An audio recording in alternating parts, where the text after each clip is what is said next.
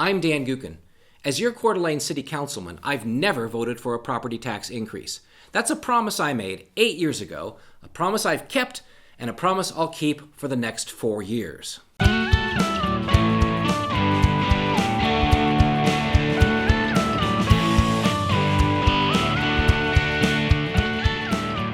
As a proven fiscal conservative, my record is clear.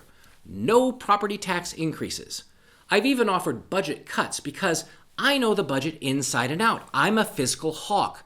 Last year, my proposed budget cuts were approved, which resulted in a 0% property tax increase. Mr. Mayor, thank you.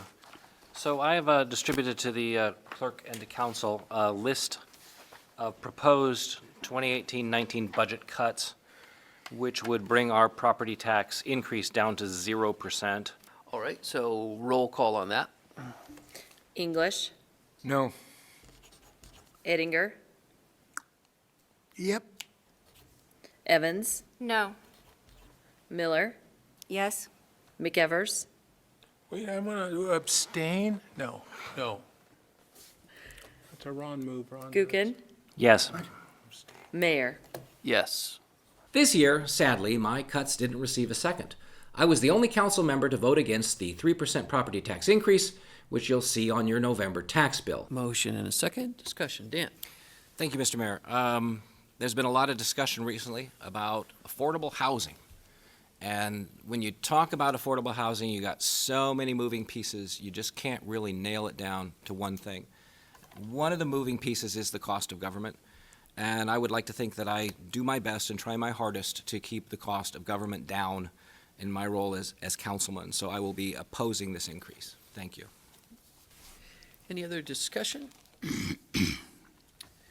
Seeing no other discussion, roll call, please. Evans, Yes. McEvers. Yes. Gookin, No. English, Yes. Ettinger. Yes. Motion carried.